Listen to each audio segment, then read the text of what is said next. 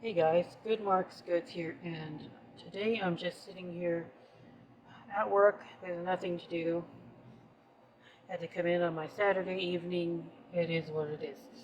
But I decided to bring one of my little box of spoons, and I paid $11.99 for it plus about $10 shipping.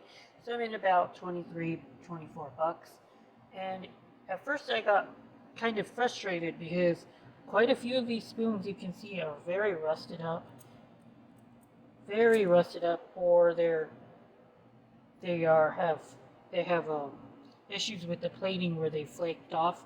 So I don't think I'll be able to sell them, and I'm probably going to end up just scrapping them for 6 cents a pound as it is. Mostly they are steel. If something rusts this badly, obviously it's going to be steel. Or I could always try to dissolve the rust away and see if we are left with a decent spoon at the end of the process. I do work in the lab, guys, so I can always try to sneak away a little bit of like acid. According to the internet, phosphoric acid might be the best option, but some of these spoons I think are just beyond repair. This one was probably fine, but there's just a little bit of rust on the back of it. So I would say that most of these are a waste, and this one's a very nice spoon, Crystal Cruises, but the back just had a bit of plate loss. That's a shame.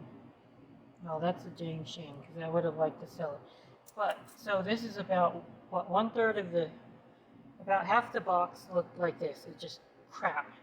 So I was pretty disappointed. But when I decided to just focus on the positive and see what I did have that's in decent shape, and it's not that bad. If you just look at what is sellable, and you always want to find Rolex spoons. These spoons, they all say Bucherer on the body here. Oh, Lucerne on the body here. Sorry, it's bad. Oh, there it is. That's better. Lucerne here, and then on the neck it says Bucherer Rolex. And there's a lot of these different designs, and some of them sell for more than others. But I just haven't put in the research or the time and energy into like figuring out which ones are better or not. So I've just been keeping them as a collection lately. So it's always nice to find them. Booker of Switzerland. I have no idea what a Booker is, but well, always nice to find these spoons because they sell for $6, $7, even the worst ones. But the more rare ones, I'm sure, can sell for a lot more than that. I just don't know which ones are rare. It's kind of like any kind of antique market. You got to do your research. I just don't have the time, and I don't have enough of these spoons to really make it worth my time. But slowly accumulating a decent amount. I like 10 of them so far. Let's see. Oh, but yeah, these are just spoons that people would have gotten as tourists. A lot of them are castles. You can see Ruthin. I guess that's a castle. That's also a castle. Bos Castle. Izmir Efes. I don't know if that's a castle or not. Oh, Barcelona. So I'm just trying to sell them for like $3 each, even if that. If I could get $3 each, that would be fantastic. Because again, I'm only in $20 on the box. But oh yeah, and here's the premium ones I thought are pretty nice. Definitely gonna try to sell this one. Look at this, guys. It's a 6 spoon. Gloucester, Massachusetts. There was rust here, like quite a bit, but I did my best to try to get it to dissolve that rust away with some dilute phosphoric acid, which I do have access to if I want to use it. It worked okay. There's still some rust, but I'll just leave it alone. I don't want to put the spoon in acid too long, or else it'll start attacking the actual spoon itself and maybe deplate it, which it would be a terrible catastrophe. Maybe somebody will think that the spoon is still so cool that they'll be okay with a little bit of rust on the bottom, but they would probably be unhappy if the plating started peeling off everywhere. So I'll just leave it the way it is, and they can, if my buyer wants to figure out how to get rid of that rust, they can do their own research and buy a rust remover or something like that. I don't think it's the end of the world for that spoon. Guys, this one's, oh wow, look at all that rust on that Barcelona. And Broadway, and I listed it anyway. I might pull this off the shelves or try to, yeah, I might just delete this one because it looks worse than I first realized. But then again, I might try to get rid of it with phosphoric acid. We'll see. And let's see. So I like this one, the redwood, California redwood. Napa Valley, the grapes. I'm asking 7 for this because it's very beautiful. I'm also asking for 7 for that one, the little fisherman guy. I'm pretty sure that these premium, nice looking ones, they will sell, especially because they're kind of like, especially Arizona. It's less specific than all the, like, a castle in, I don't know where the castle is, England or whatever. But there's a lot of people from Arizona, so hopefully that gives it an edge. Oh, here's the USS Constitution. Beautiful spoon as well. I'm going to ask for 7 for that as well. It's a very nice spoon. Very detailed. Moose. A little moosey of Maine. That might sell. So, we're just hoping to get a hit. 1 or 2 hits. The listing will probably stay online forever. But it'll probably just get 1 spoon or 2 spoons a week or whatever. I mean, not a week. I wish a week if the spoons sold that fast, but maybe like once every 2 months or so. And the profit just trickles in, especially when you're not into the box that much. But also, there's usually silver in these that you can find because the Goodwill can't spend all its time to like pour through silver spoons, but luckily I can kind of tell when I found silver. This one is just like the epitome of sterling soft tarnishing, which is nice because I immediately knew what this was. It just felt silver, and there's a marking here, but it's kind of odd, and I didn't think it said sterling, but whatever the heck it is, I don't know what that marking is supposed to be, and kind of hard to zoom in. It's 8 is too much.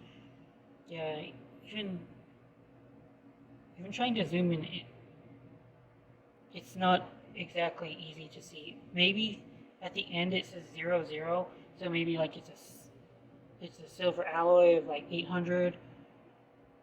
Well, I give up trying to figure that out, but I assume this is about 800 parts silver. This one as well. Luckily, this one in the middle, it lost whatever faceplate it was. Normally, that's a death sentence for a spoon, but luckily, it is real silver. Look at that, guys. It's marked 800 back here, and this one also marked 800. And this is an interesting spoon to me because at first I thought, oh man, it's clearly not going to be silver because of the green here. You see that, guys? Not tarnished, but oxidation. Then I got to thinking about it more, and 800 silver, that still leaves us with 20% of the spoon that's cut with a metal that strengthens it, gives it hardness. And in this case, that's a decent amount of that metal. is clearly copper because we can see the copper oxidation here. And without knowing for sure, it is marked 800. It's very hard to tell on that one, but I do believe we're looking at an 800 marking that's just messed up.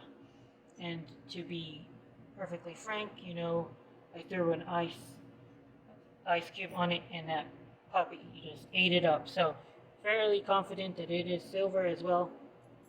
So we've already got 25 grams, they're about 8 grams each of silver that I can throw in as my part of the cut. When I do these spoons, or when I buy anything, I try to get my cut. And it doesn't really matter to me how many of these individual spoons I can sell, because the dollar profit would be nice. I would just end up using that dollar profit in order to buy more spoons. But this is what's coming home with me. The stuff I actually want. But we all enjoyed it. Oh, look at that, guys. A little Shakespeare dude. Like the era of Shakespeare. Oh, guys. I'm King Henry VIII or something like that. It's so cool. And one more thing. I tried to do to put my hand into starting a variation listing on eBay. My gosh, that took a long time in order to figure out how it works. But eventually got the hang of it. I want to put 150 different spoons on the same auction, or maybe I'll just have it as 50 so as to not overwhelm my buyer. But yeah, if you put 50 of the same spoons there, they'll see a nice list, and then whatever is speaking to them, they might not have any interest in a castle from England, but then they might see the Space Needle and be like, oh wow, I've been there before, that was cool. Or they might think of the Napa Valley one. You know, give people choices, and they might stick around and nibble. So I'm gonna see if that helps me out. I knew that these they're called variation auctions. I knew that they existed. I've just been too lazy to like see how they work. But I'm gonna go ahead and give that a shot now. Yeah, let's pull this away and knock that out of my. Oh, JCPenney. There's a little bit of rust on this JCPenney spoon, but I might just let it go. Or I might try to check out acid again. I might just do that. So, let's see. I'm going to go ahead and take this spoon, which I can salvage, and I'm going to go ahead and take the one that said, oh, Cambridge? Is that the one? No, it wasn't Cambridge. Which spoon did I say was rusty again? Try to find it.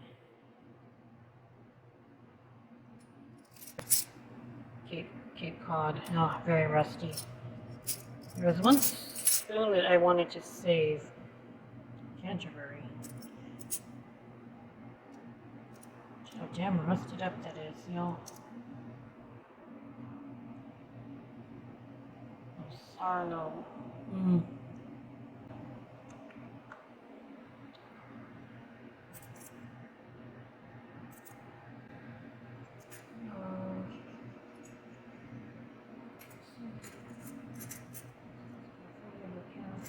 It wasn't Cambridge, it was.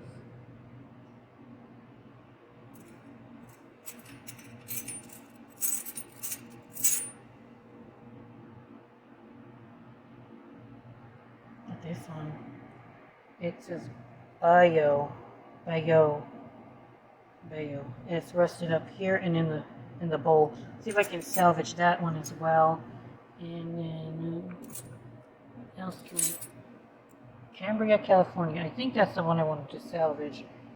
There's a little bit of rust on it. I think we can like. I'd just be able to list it by the way it is.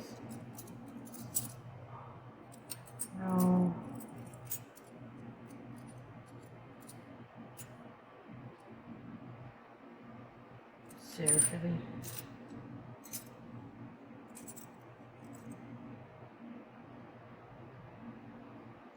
One's interesting. Try to save that one as well.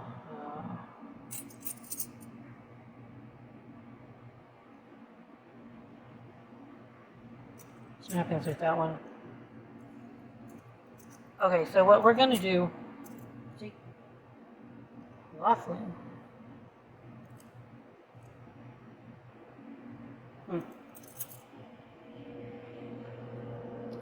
JCPenney. Okay, this one.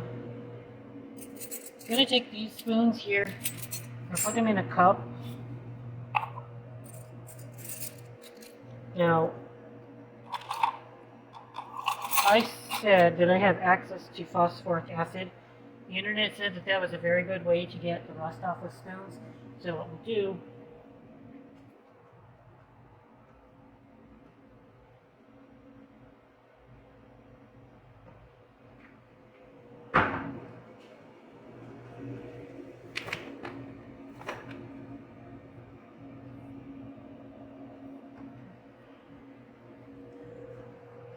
so this is 71% phosphoric acid, guys. 4, 5.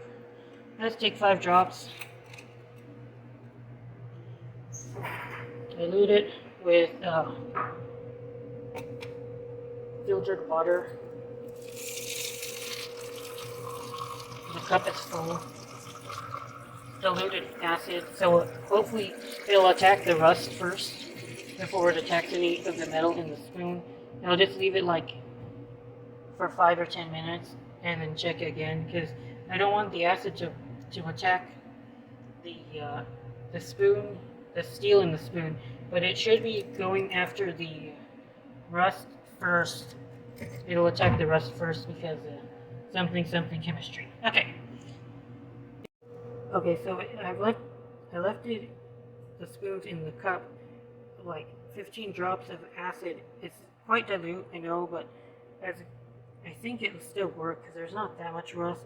So there's enough that, I mean, it's worked enough that the spoons that have very little rust on them, they'll come off. I could just scratch the rest off because it kind of like attacked the rust and made it easier to flake off. So I might do that. I might add a couple more drops to the water, but it's working at least a little bit. Maybe a couple more drops would make it work a little bit better. But the spoons that had very little rust on them, it appeared to have worked enough on those ones. But the ones that have more rust on them, they might need some more help with the acid. Check it out. There's no rust on that now.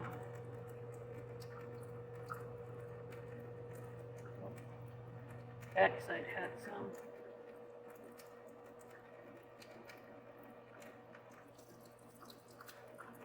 Rinse it off. There you are. No rust. There's no rust on me. Some of these spoons, the acid's definitely going to attack the plating. As you can see, right here, you all see there's like discoloration right there. Like right there, right there, right there. I think that's plating that's been lost or flaked off due to the acid, and you can see the steel underneath. But I don't know. The rust was so bad that I didn't really have a choice. I'm probably still going to scrap this spoon or throw it into a bulk lot that is advertised as damaged or scrap, because I just don't think I can get away with selling this. Even the rust didn't come off completely. But it came off somewhat, but like I said, the plating is bad, but that might not be enough to deter deter a buyer if they were interested in this, in the location of this rye, whatever the heck rye is. It looks like it attacked the enamel too, because a little bit of blue came off of the spoon as well, and placed it onto the napkin when I put it out to dry. Let's see this one. Wow, that's really bad. Okay, I don't think there's any saving this one, guys. Look at how the rust just came off on my hand. So the acid definitely works. Sometimes there's no saving it, but we'll see. I'll see. But I don't want to do this for much longer because I gotta go. I gotta leave. It was an 8-hour shift and it's about midnight, so I gotta go home. But interesting. I was hoping it would work faster. This one might probably is salvageable. The JCPenney, the first store number 1. I think this one's salvageable. There's just a little bit of rust on it, and I believe that the acid attacked that rust.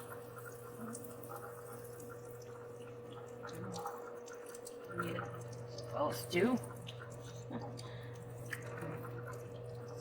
Let's see how it looks after give it a little bit of quick pat down with the towel here. Are you kidding me? It didn't fix this one of all the spoons that I thought it would save. I thought this one would be salvageable. Are you kidding me? What is so special about this rust? It didn't get caught by the acid. Crazy. It just seems to work whenever it wants to. But you also how crazy one of that it attacked the rust on another one. Maybe look at this one. The acid worked pretty well on these ones. So there was a ring of rust around both of these spoons. It was pretty thick, but it worked. Was able to take it off of both of these, and I think that I can list them now reasonably. The blue coloration did kind of come off and stain my hand a little bit, but still a little bit on this finger one day later, but it does work. Phosphoric acid, even diluted, because I really diluted that phosphoric acid, but I knew that it would still work, attack the rust even as a dilute acid, eventually work. And I believe that there's phosphoric acid in Coca-Cola too, so if you ever want a poor man's acid, I think that's why Coke works on rust. But I would imagine that there's a lot of things in Coke that will cause the spoons or anything else to maybe rust later again and start that process over. So I wouldn't think it's a great idea. But just that was pretty cool. It fell off in sheets. Maybe it's gonna attack the spoons that have the most rust on them first before it goes after spoons that have a little bit. I guess that would make sense.